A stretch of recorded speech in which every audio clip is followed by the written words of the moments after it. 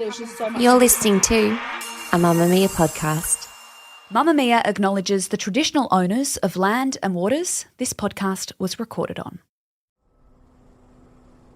It's after midnight on June 23rd, 2000, and 24-year-old Manushka Taven awakens to a loud crashing and crackling noise. Jumping off her bunk in the Childers Palace Backpackers Hostel in Queensland, she's beaten to the door by her roommate. As he opens it, a thick tar-like wall of black smoke enters the room. Suddenly there's no light, no oxygen, just darkness. Manushka grabs a shirt and covers her nose and mouth, already feeling her sense of hearing and being awake fading. But a clear, calm voice tells her to head for the balcony. As she scrambles to follow the voice, someone trips over her, but she makes it. Suddenly, she's in the open air. She can breathe. Behind her, there's an explosion. Manushka is the last one out of the fire that will claim the lives of 15 people, mostly young backpackers. A fire that will become one of the worst in Australia's history.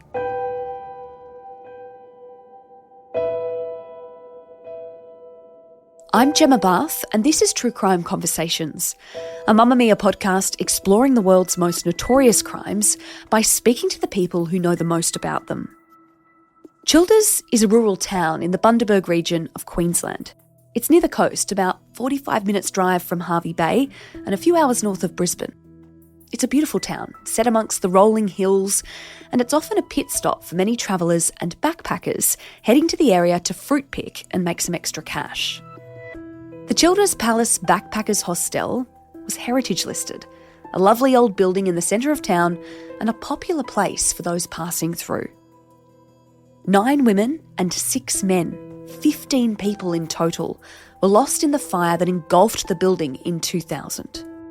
There were 69 survivors. 24 years have now passed since that devastating blaze, and we are revisiting the crime and the aftermath with journalist Paul Cochrane, whose podcast Childers re-examined the evidence and gave a voice to the many survivors who lived through the terror of that night. Paul joins us now.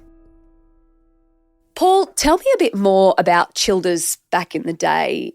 It was quite a prosperous little town, right? And lots of backpackers coming through? Yeah, it was. It was a real hub for it. And under the Australian visa system for a tourist to be able to come and work in Australia, there's that mandatory, compulsory, you have to go and do your time on a farm, that type of thing. Do some picking. It had a real vibrancy around, different nationalities, a lot of Europeans coming through, a lot of Brits coming through and living and working in the town. And, when they weren't on a farm, they were hanging out together and probably propping up a bar and sitting on a stool and, putting the few pennies that they'd probably spared for some nighttime nourishment that they didn't want to allocate to their backpacking adventures, putting it back into the local town. So it really did hum.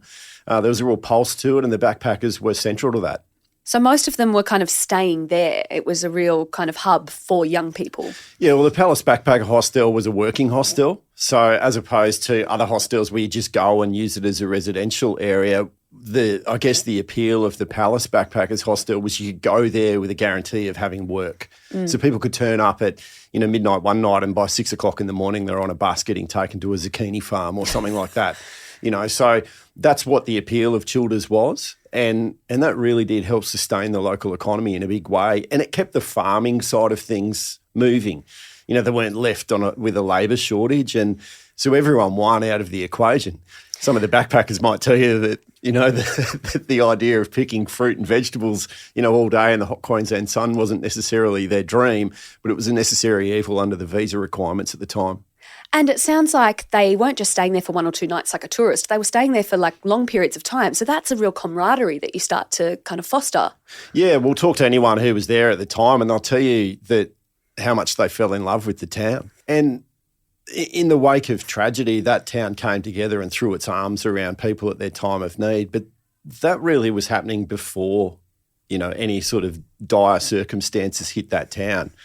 They were welcome, they were embraced, and they were included as part of that community because people saw them as, helping out, keep the local economy going. But they loved the idea that these different nationalities, different accents were walking up and down the street. And the main street of Childers is the National Highway. It's the Bruce Highway. So if you are going from, at the time, say like a Bundaberg through to Maryborough, keep going south to Gympie, you'll go to the Sunshine Coast and on to Brisbane. Well, you pass through Childers. And you don't just pass through Childers, you pass through the main street. So it was a place where people stopped to grab lunch, maybe just have a coffee, put some fuel in their car. So it was a lot of, I guess, people just stopping in, checking it out. And that still happens to this day. There's a far more of an intrigue around the town, in the wake of tragedy. But that's been happening for years and years because of the nature of the way the town's built. Can you help us visualise the hostel at the time? It was a two-storey wooden structure, right? Yeah, imagine a big typical Queenslander, a beautiful big sort of heritage-listed veranda on it at the front. I guess it had the beautiful balustrade that if you closed your eyes and said, what does a typical heritage-listed Queenslander home look like, except much bigger? Yeah. That's kind of what the Palace Hostel looked like. And a lot of the facade of the building has been retained in the wake of the event itself because it's such a striking, beautiful building. And it had a history to it as well. It had previously been a pub. It had been the local ballroom for some big events, going back early in the century. So, yeah, I mean, it was a pride of place building for the town that people looked at and admired. How did this story start for you? Because you were only a few weeks into a new job as a journalist when the fire unfolded. Well, I was the fifth day of my fifth week into a career in television, coming out of 2 years of working on the local newspaper where I was covering primarily local sport. I'd do a little preview of the cricket match that might be going to be happening. I was part of it. So it was a town where you might be the athlete and the reporter at the same time. So, I was covering everything from greyhound racing to lawn bowls to go-karts to a bit of cricket, rugby league in the winter. And I did that for 2 years on the local paper. But an approach was made by Channel 7, the local news there at the time, and said, well, there's a job going. Are you interested? I initially said no, thought it was sort of not something that was ever really anything I wanted to do, or I was probably a little bit out of my depth, and then just had a moment where I thought, you know what, let's give it a go. And suddenly I was fifth day, my fifth week later, I was taking carriage of the biggest story in the world on my own there for a little bit. Emotionally, has this story been one that's really stayed with you? Yeah, it has. And it's probably the reason why I took on the podcast project. I remember, Channel 7 were very good in offering counselling to anyone who was involved and in and around it at the time. And I can't speak for others, but I certainly didn't take up the offer. I was adamant that I was fine. I guess probably in the back of my mind for a long time, I thought there's probably unfinished business in so much as being able to lay it out on a table and talk about it. Now, I think there's different ways you can go about doing that. Do you talk to other people? And I probably chose to, turn it into a project where I talked about it in a far more open forum. But being able to bounce my experiences and understand the experiences of other people that were part of it was, one of the benefits that a podcast gives you. So I was able to unwrap other people's stories, but at the same time get a better understanding of what they went through and hear a lot of them for the first time. And I think they probably, and some of the feedback I've had is they probably felt a sense of security and calm in being able to talk to me about it because they knew that I had a little bit of an understanding of what they went through as well. So I think it was therapeutic on a whole range of fronts for a lot of people. And if I look back on it, I probably did need to talk about it. Just 20 years later. Let's go back to the events of the night. Where in the hostel did the fire start and how quickly did it engulf that building? Yeah, it happened downstairs. So there's 2 levels to the backpacker hostel, and the court trial and the investigation into it unravelled that there were several trigger points that started that fire by the perpetrator, and that happened downstairs. So what you're really dealing with is a fire that escalated and rose in height and depth and heat very quickly to hit and as we said, we're talking about 2 levels, so it hit the floorboards that were above it, where people are residing. People are sleeping And so essentially they were sleeping on a hot plate, a wooden hot plate. We know how that's going to work out. A wooden hot plate's going to perish very quickly. Yep. And in a backpacker hostel environment, we can, easily assume some of the things that would have been in there, foodstuffs, different things that people have when they're living. Probably alcohol. Yeah, I mean, and, even just furniture and, different things that make furniture. You throw that all into one big toxic chemical mix, and the fumes and the smoke that it generates, it doesn't all burn the same way. So everything's sort of melting into this, I guess, big barbecue, for want of a horrible term that may be, that's lifting very quickly, and and there's a wedge of a floorboard between that fire and those people. So, the clock was definitely ticking very quickly and rapidly on those people. How many people were staying that night, and what did they wake up to?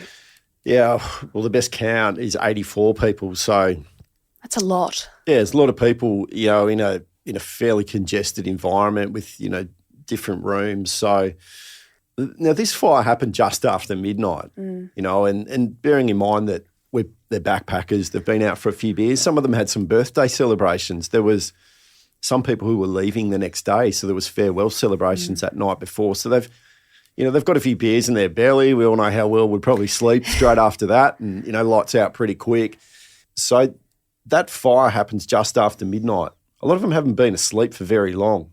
And you're usually in your deepest sleep when you first go to sleep. Exactly. So in a town like Childers, on the main street, there's some other pubs around. There's, different nationalities. There's a few beers in the belly.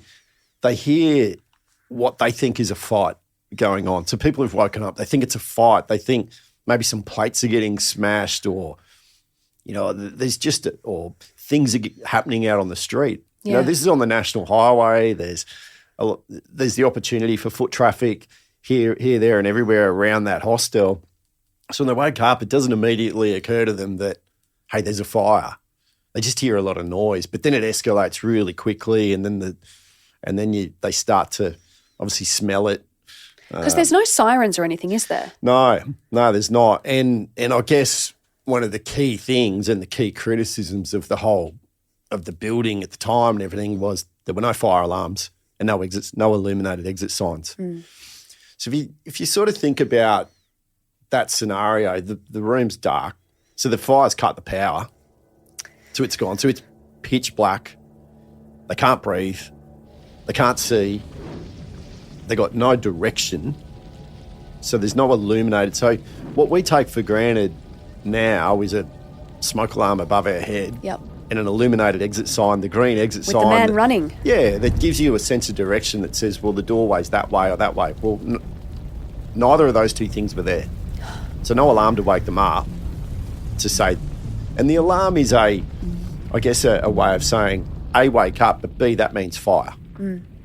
So they woke up kind of a bit. No, so they didn't get that sensory awareness that A, it's fire, or B, some of them didn't even wake up. We don't know. Some of them may not have even woken up. So, but then worse than that is not knowing how to get out. So for some of the people who, well, probably for everyone in that building, if you made it or you didn't, you had a pick a path game. You chose right or left. It was that brutal. Yep. And they don't know which way they're facing. Their orientation is completely gone. It's like they've got a blindfold on and they can't breathe. If they take a breath, they're probably dead from smoke inhalation. Well, let's talk about it through the eyes of one of the survivors you spoke to. She was one of those people that knew kind of in the back of her mind where to go, and that ultimately saved her life, and her roommates perished. I guess that's what's really hard to come to terms with, is that, and I think some of them have got that survivor's guilt where they say, yeah, maybe I just made a right decision. I mean, some of them were probably a little bit more diligent when they arrived and thought, okay, well, I'm in a strange building, in the rare scenario that something might happen, where would I get out? How many steps away is the door and she showed that due diligence when she arrived and and that probably helped her. You know, for me, like that whole conversation is forever parked in my head. And we've all sat on a plane and we've all zoned out when the safety awareness conversation happens. And I do it all the time.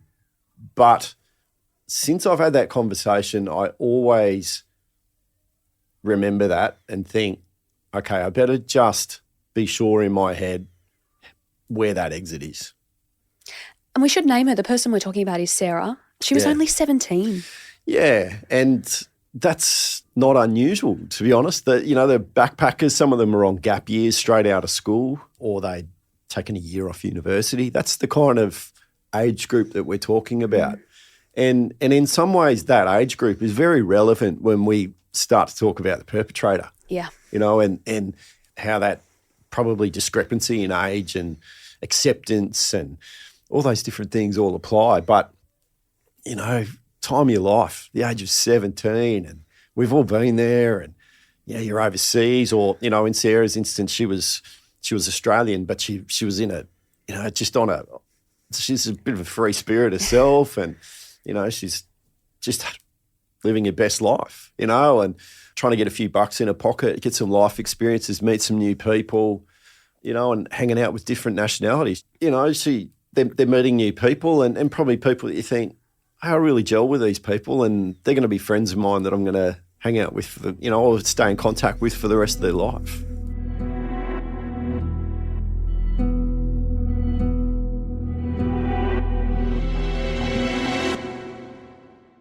How quickly were the firefighters on the scene? And to set that scene a little bit, we're talking about a country town, so it's not a huge contingent of fireys. No, and I think people think that firefighting by default is fighting fires. But it's well, that goes with the name. But it's actually not in regional towns. And particularly in a town like Childers, which is on the national highway. The main job that those guys did was probably attending to car accidents. Yeah, right. Extricating people. So a car accident happens and they turn up and make sure that it's safe and, you know, clean up the road and, and as you said, probably help someone out if they're trapped or that type of thing. That became probably the bulk of their workload. But they would do things like go and do checks on the building. And some of them worked in like a part-time capacity as a firefighter too. So firefighting wasn't necessarily their main job. There might be a mechanic. So one of the firefighters involved had actually been there in the days leading up to, because he was a mechanic, he was doing some work on someone's car, and he actually had a visual of the building in the lead up to it as well. So, but they were there relatively quickly. You know, mobile phones weren't really.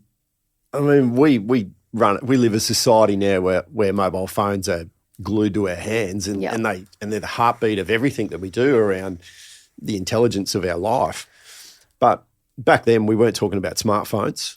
So we're talking about probably a pager system.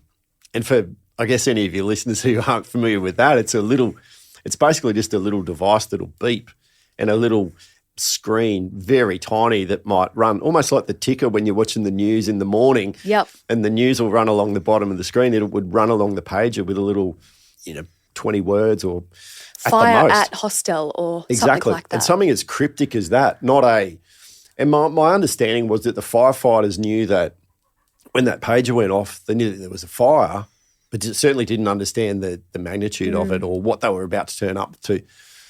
Another thing to take into account on that Childers is a huge sufferer of extreme fog.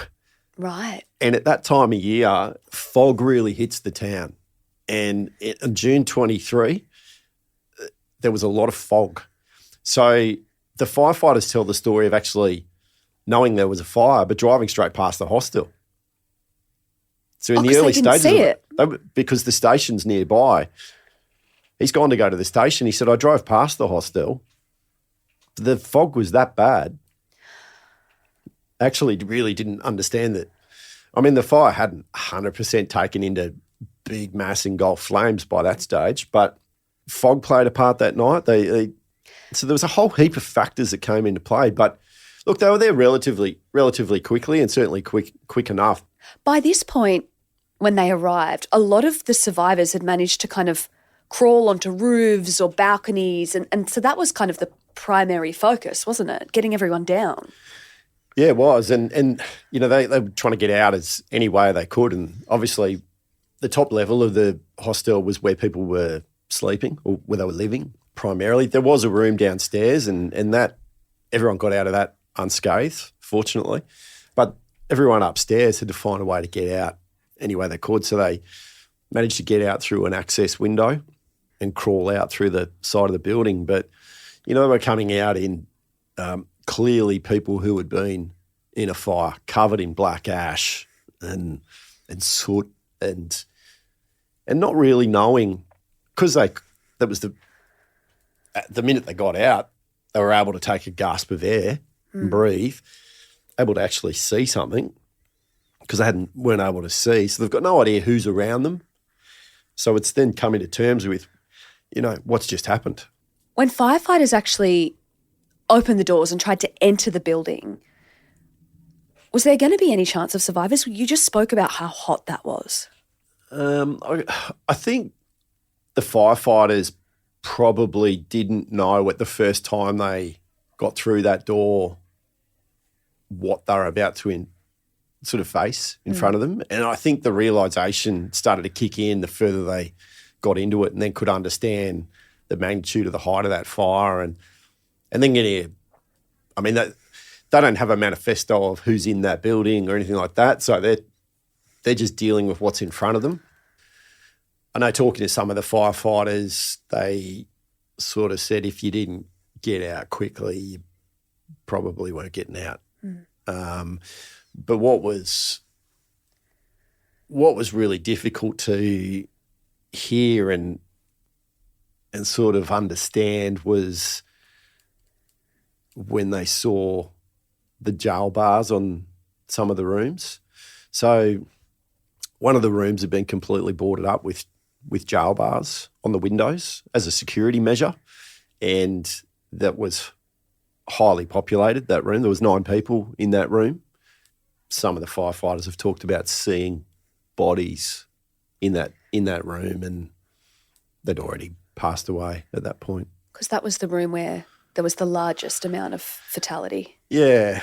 And for me, like as a journalist in the local area, when the fire was out and the debris had been cleared, and we're talking about sort of the second day afterwards, a couple of us were given a walk through the building with the fire authorities to show us what had happened.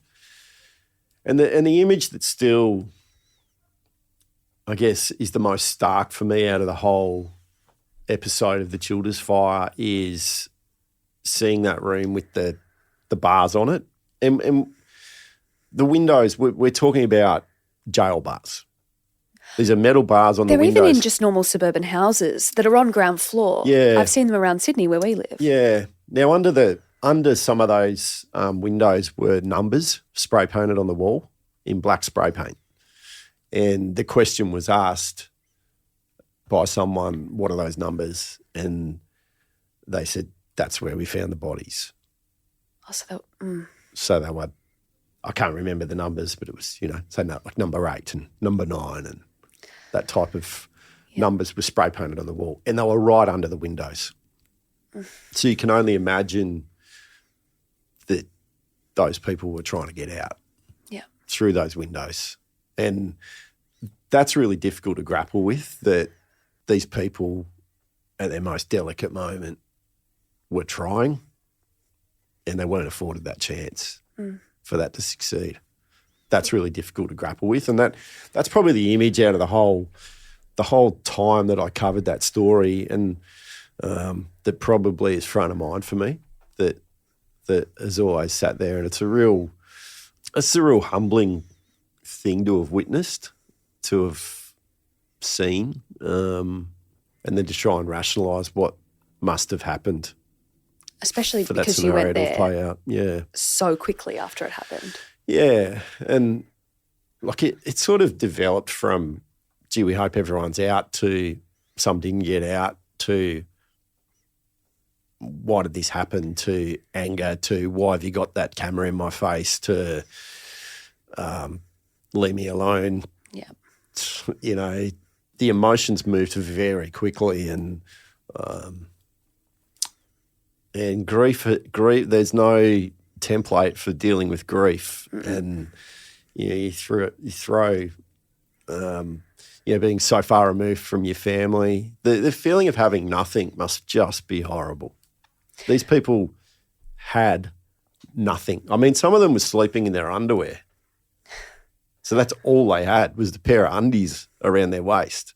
You know, there's a charity store right next door that opened its doors in the middle of the night, so people could actually get some clothes. Now, people think about Queensland as being warm and sunny and, you know, very comfortable all the time. I can tell you Childers in the middle of June is bloody cold. Like it's a very cold place. And, you know, so these people had nothing. They had nothing to identify themselves. Well, everything would have been lost. Yeah. Like, how do you prove who you are? Well, 15 lives were lost in the fire. And looking at the list of the names of the people who died, 14 were aged between 18 and 31, with one 48-year-old. We've got all kinds of nationalities, which you've mentioned, 7 from England, 2 from Australia, 2 from Holland, 1 from Ireland, Morocco, Japan and South Korea. So this is a fire that wouldn't have just attracted headlines in Australia. This is worldwide news. This is worldwide grief. Yeah, it is. It was headlines all over the world. It was the biggest story in the world there. You know, and for me, I was doing radio crosses in the sort of mid-morning. I remember the day after the fire, from a public telephone box across the road, feeding coins into an old school Telstra phone with a queue of backpackers standing there wanting to be able to ring home, but they had nothing. I remember emptying out whatever coins I had in my pocket and handing it to one of the British guys saying, "Here, mate, ring home." You know, I guess the silver lining of not being in a mobile phone era is people actually had numbers stored away in their head. True. I wouldn't know a number to save my life now. Yeah, but even then, talking to some of the families who had children who survived that fire, the relief of getting that phone call, you know, and given the time zone, they were waking up to news that there'd been a fire hours earlier at a place where they knew that their child was.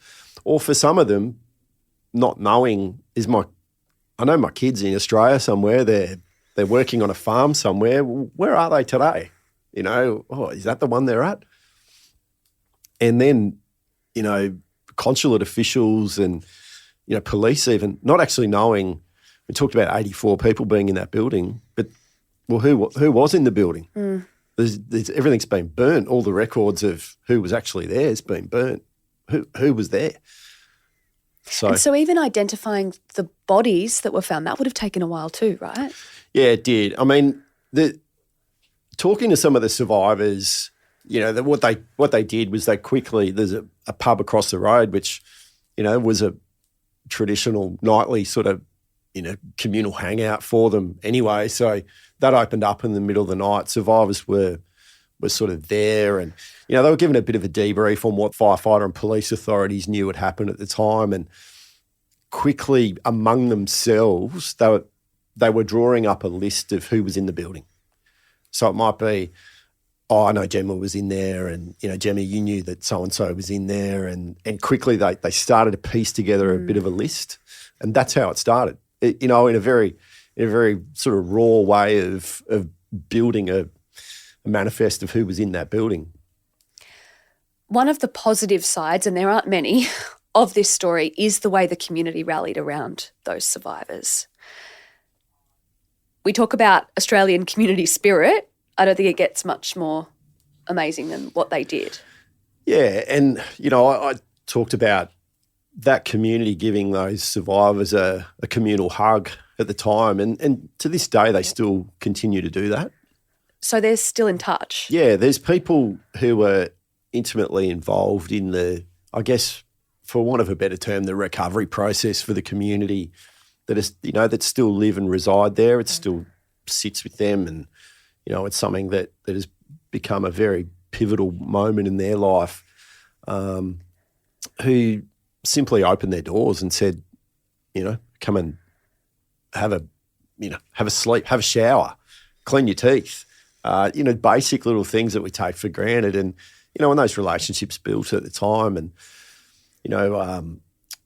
being able to call upon basic resources like a box of fruit and food, and these people did not have a cent to their name, nothing to identify themselves, no clothes. So that community to be able to wrap its arms around all those survivors, and not just survivors, but be a point of calm and a sense of security for families who, are thousands of kilometres away in another country, and like pseudo mums and dads. It sounds like they were exactly, and dealing with the torment of their children being involved in something that they're only seeing on the news. And I'm not going to sit here and pretend that the news would have been giving a really accurate snapshot. That people can perceive what they see and hear on the news or on the radio or in newspapers in many different ways. And, how that story is curated, people will probably jump to the worst conclusion on what they're seeing. So they're waking up to breakfast TV in London and sort of seeing it, and they're going to think the worst, So it must have been horrible for those people who felt so helpless to be so far away, not being able to help.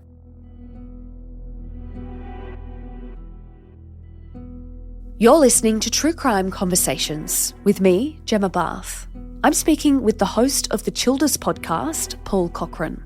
After the break, we talk about the dramatic manhunt that ended in the arrest of the man responsible for the hostel fire. How quickly was the fire being treated as suspicious? Straight away. Right. Yeah, and I probably only realised that when I look back on the event of how quickly that was being talked about as suspicious. I know among the media contingent, it was probably by night time of the first night or into the second day where it started to be speculated that this might have been arson. And that was jarring for the local community. There was a lot of people took massive offence. Really? To the notion that it would be arson because, that wouldn't happen in our community. That type of feeling of, the notion that you might be unsafe in Childers was jarring and offensive to some of the long-term residents there. So, but when I've gone back and looked at it, it's very obvious that initial meeting of people, of the survivors in the pub across the road, straight away there was talk that we think we know who did this. So they were already bringing up the name Robert Long. Yeah, and police then have confirmed that in conversations with saying, this is a guy that that was already put on our radar very quickly at a media conference of the police. He was identified as a suspect, as someone that they wanted to speak to. Suspect's probably not the word in the first 24 hours, but certainly someone we want to speak to. The fact that he disappeared and was out of mind, out of sight, probably even raised further suspicions around Robert Long. Well, he'd been staying at the hostel as well. Yeah. Who was he? What was he doing there? He was a very different individual. We talked about the age demographic of some of those backpackers being sort of in that 17 to early 20s kind of bracket of people. Robert Long didn't fit into that category. He was late 30s.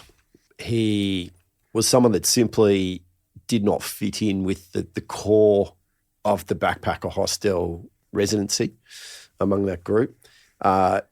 Yet everything I hear almost lends itself to he wanted to fit in. He wanted to be part of it, but he was abrasive. He was abusive to them. And I think some of that probably stems out of his inability to be able to crack that veneer of being able to fit in with everyone. He had criminal form as well. So he had a history of basically setting small fires to things. He had form in domestic violence. Police were able to quickly piece together I guess, a mud map of who Robert Long was. But he was a disgruntled individual where stories he would make up tall tales and sit around the bar and sort of put the hard word on people for money, saying that, he had a child going through cancer and and they're all myths. There was no truth at all to any of these stories, but he was trying to, I guess, emotionally blackmail people and get on side with people and trying to get money out of them. He owed a lot of money to the managers of the hostel. Well, he'd been evicted a few days before, right? He'd been evicted because he owed money, and there's a story of him being chased down the main street of the town. And yet somehow he kept managing to find his way back in and around the premises. Well, he very quickly became Australia's most wanted man for about a week there. What happened? How did that hunt come to an end? Because that was also incredibly dramatic. Well, it was dramatic even on the manhunt, to be honest, because and as a journalist sort of covering the story, there were so many layers to the story. So you're dealing with a victim side of things and you basically a crime. And then you've got this manhunt going on in small little regional towns in Queensland where people don't know what they're dealing with. So that you've got a man described as dangerous on the run in a lot of, I guess, big properties. So we're talking, it's not farming community, but they're big open properties. It's not unusual for people to not lock their doors because they just know everyone around their neighbourhood. And we're not talking about gated communities, so it's pretty easy to get in and out of different, backyards. That means people are very isolated too. Yeah, and yet suddenly there's a fear factor kicked in. So they're like, well, people felt really unsafe in their own little town and their own home. And so you had people locking up their doors and not leaving their house and looking over their shoulder and wondering who it was. So Robert Long was eventually seen, somewhere around 45 minutes away in a small town called Howard. Now, by foot, that would have taken him a little bit of time to walk there. If you think about 45 minutes, high-speed driving on a national highway. So that's a fair walk. It was 3 or 4 days later when that sighting took place. There is some suggestion he might have jumped on some cane trains to get himself to some of those areas. So he was spotted by someone, and the Special Emergency Response Team, not commonly known as CERT, were in and around the area. So some officers were deployed to that area, and a struggle unfolded with Robert Long. They had police dogs with them. So Robert Long, he had a knife with him, and he did stab the paw of the dog. Which was another headline that took its own... Yeah, the British media really got around that. Yeah, the hero police dog and that. So, and then he was shot in the shoulder. Now, Long believed that he was about to die, and a police officer... This is on the back of a wrestling match, I guess, with one of the police officers, and the knife went through his jaw, and he lost some teeth in that struggle with this CERT police officer who had the dog. So Robert Long was shot in the shoulder, and he believed he was dying. And as an officer stood over him, he said, "I'm dying anyway. I lit that fire." The officer at the time did not have a notebook with him, and all he had was a $10 note. And he wrote that down on that $10 note, and it was admitted as evidence in the trial. I don't think it gets more Australian than that. On a $10 note, I don't know. It's the most famous $10 note in Australia, probably. A confession on a $10 note. Yeah. So I believe that Queensland Police still have it in a Ziploc bag as a commemorative piece. So somewhere it should end up in a museum. Long's trial didn't start for another 2 years after he was apprehended. He pled not guilty. Firstly, can you walk us through the charges? Because he wasn't charged with all 15 deaths. Yeah, it was a really unusual charge system that was put in place. So obviously 15 people died in the fire, but he was only charged with the deaths of Kelly and Stacey Slark, two West Australian twins. I guess that did not sit well with the families of obviously the 13 other victims of the fire. But the rationale from the prosecutor on that was, if anything was to go wrong in the trial, it gave them room for appeal, and they had 13 other people that they could lay the charges against. Now, under the judicial system at the time, 2 victims or 15 victims, the penalty would be the same. That's a joke. It was a joke, and it has been. There has been some amendments made to that system since, but at the time, 2 or 15 made no difference to the outcome. So the decision was made in order to, I guess, give the prosecution process room to progress should anything go wrong through the initial trial, that there were 13 other victims that this crime could be labelled against. Now, the conversations I had with the prosecutor through the podcast said the fact that Kelly and Stacey Slark were twins did assist in that process, because with 2 victims with similar DNA, then that actually was beneficial to that process of being able to pin 2 deaths on him. It's understandable when you understand the judicial side of things, but for the families, that's really heartbreaking. Yeah, and it's still heartbreaking for them. I think they understand it, but still don't necessarily agree with it. It's still very difficult, and I can only put my own parent hat on and think that must be very tough for them. Yeah, very difficult for a parent to think that that man has never been charged with the murder of their child, and yet they died. Did the prosecution have a hard job ahead of them? Because they had a confession, as we mentioned, on a $10 note. Yeah, I mean, they've still got to be able to prove that it was arson. Right. They've got to be able to prove it was arson, because if it's not arson, it could just be an accidental fire in an old building. Yeah. So that process in itself is really fascinating, and how they went about doing that.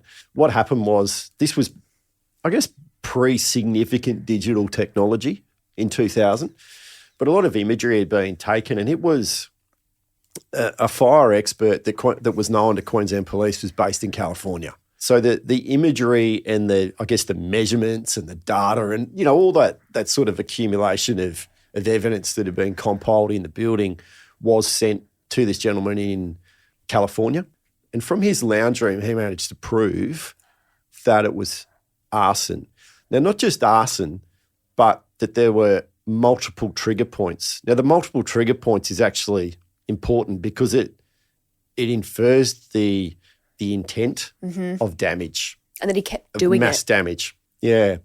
What was able to be proved based on the heat, the height and the velocity of that fire was that it had to have been lit at least twice, because Robert Long was seen in the vicinity of a fire in a bin by one of the other survivors of the fire moments before what they believe was a second fire was lit, which ultimately caused the deaths of 15 people. So it's understood that a fire was lit in a bin. And if you think about a couch where the seat part of the couch is in multiple pieces and there's a cushion. Yep. He's taken the cushion from the couch and he's created a bridge between the bin and the arm of the couch to create a path or a bonfire type scenario. And it's been lit multiple times in several points in order to create that fire that then takes off. And that I found that fascinating that they were able to do that from California. And the reason he was chosen, this man out of California, was in the 1970s in California, a whole heap of residential buildings were, I guess, confined to science experiments where they said, well, we need to get rid of these buildings. They're no good for anything. But instead of just getting rid of them, they almost handed them over for experimentation. And the fire departments would go and create fires in them and understand the behaviour patterns of fires. And out of that process, this man was part of that. He's become a global expert in being able to prove How amazing is that? arson. Yeah. Yeah. And this Technology. was done from his lounge room in California. He never attended the building. After 19 days, he was found guilty and sentenced to life in prison with a non-parole period of 20 years. Were the victims and survivors happy with that? 20 years behind bars?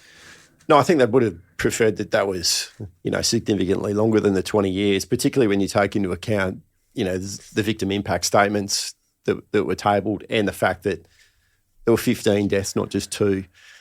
Unfortunately, at the time, under the Queensland law at the time, 20 years was the maximum he could get.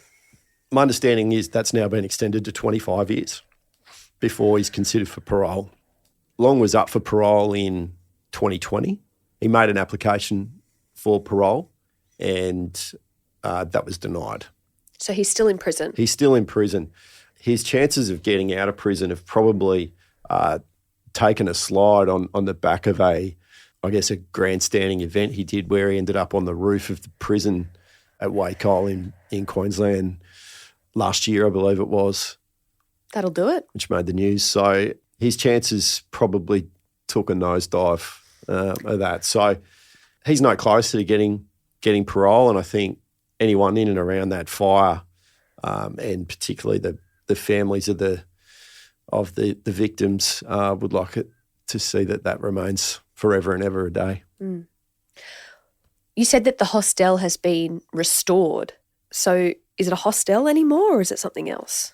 So the area where the fire took place is now a memorial to the victims. And it's a beautiful memorial that a lot of time and effort was put into the best way to represent the victims of the fire. It sits in the Childers Art Gallery, and it's a real centrepiece of the town. There's a beautiful, guest book where people write their comments, whenever they go in. Anytime I'm in town, I always go in and just take a moment to sit and reflect. And it's a giant glass wall with a light reflection box of photos of the lives of the 15 victims that have been laid out on the glass wall. If you had a look at the aerial view of the main street of Childers, the pattern of how they've been set out actually is the same pattern. Oh, beautiful. And the line in the glass. So it's really classy. It stood the test of time, that memorial. So, and it continues to get significant foot traffic on a daily basis of people going in and seeing it. And to a large extent was part of the reason why I wanted to take on the podcast as well, to make sure that the memory of what happened in Childers, but particularly the memory of those 15 victims was never forgotten. You've obviously spoken to these survivors 20 years after the fact. What have their lives looked like? How have they grappled with what happened to them? Look, a lot of PTSD really among them. I don't think that any of them would stand there and tell you that their lives are ever the same after the fire. And I guess that's one of the other really disappointing elements of the sentencing of Robert Long, is that his sentence was applied to the deaths of 2 people, not 15 people, not the 13 others, but not one element of his sentence was applied to the 69 survivors. That's so true. Whose lives have been torn upside down on the back of that. Not one element was referred to that community, that a lot of people in that community, still have sleepless nights over what they heard and saw and dealt with in the aftermath of that fire as well. So it's a very light punishment for the carnage that was caused, really. Look, they're a really resilient group of people, and one of the things that came out of doing the podcast was that some of them spoke about it for the first time, and for many the only time. And were prepared to let their guard down to tell their story, what they went through, and then felt better about it, which was probably the most rewarding thing for me as the person who sort of unpacked that a little bit for them.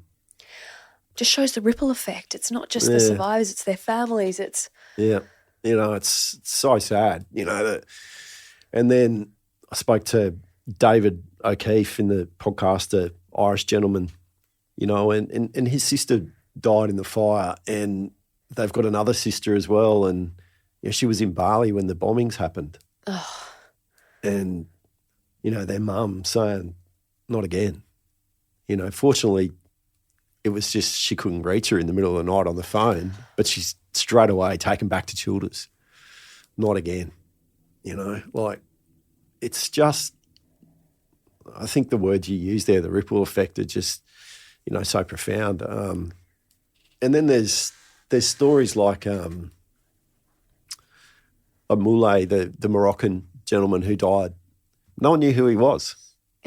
They knew his name, but they didn't know what he looked like. So, we talk about the memorial there that's been created, and there's a beautiful mural that was done by a really talented Sydney painter, Jasonia Pilatus, and she sort of put this mural together of 15 people in a field where they would have been working, and depicted it as though they're all together having a morning tea break, that type of thing. And Moulay's depicted as this sort of gentleman in the background, based on some of the things that people had talked about, but no one really knew what he looked like because no one actually had any photos of him or anything like that.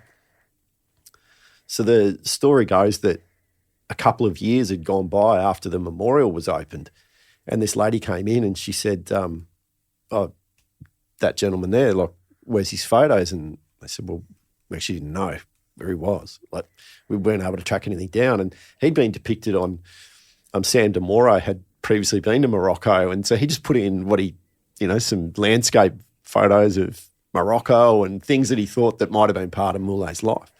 And this lady said, well, I'm actually connected to his family and we're going to get some photos. Oh, wow. And they were able to correct it and fix it up. So, and pay homage to him a little bit as well in that. But, yeah, I mean, there's just – everyone's got a story, and that's what I tried to be able to pay homage to those 15 victims a little bit through their story that they never got a chance to be able to tell and live out a full life like we all take for granted.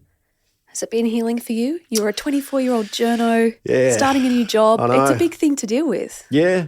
I mean, look, in a way, it's a project I'm insanely proud of. It took 9 months to do, and I was in no hurry to get it finished. I wanted it to sort of be in circulation around the time of the 20th anniversary of the fire, and and that was achieved. But yeah, I mean, there is no doubt that it was profoundly cathartic for me to be able to dig a little bit deeper into it, and living experience, I guess, was really important to be able to almost do it properly, if that's a way of looking at it. 20 years on, I got a lot out of it, and I think the thing I'm most proud of is hearing some of the people who lent their voices and their stories to it saying the same thing. And that is the most beautiful thing out of all of it, I think. As a media professional, we all like to think that, oh, no, I'm the good guy. I'm the journo that I don't do anything. But the perception outside of our bubble is that we're all going to stitch someone up. And that's not true, but that's the perception. And I think since I've stepped away from mainstream media, I've understood that a lot better as well, that everyone thinks the journo is the used car salesman who's going to turn them over. Fair. There's enough bad eggs out there to make us all look a bit. Yeah, but every one of us will be in denial when you're in the bubble of being the journo. So then put yourself in the shoes of the person that you're trying to tell the most pivotal moment and the most heart-wrenching moment of their life. The most extreme grief and tragedy they'll ever encounter, and, touch wood, it'll never happen to them again. Trusting someone with that story is, to me, that was the most rewarding out of all of it, that they trusted me. Thanks to Paul for helping us to tell this story. True Crime Conversations is a Mamma Mia podcast, hosted and produced by me, Gemma Barth, and Tali Blackman, with audio design by Jacob Round. Thanks so much for listening. I'll be back next week with another True Crime Conversation.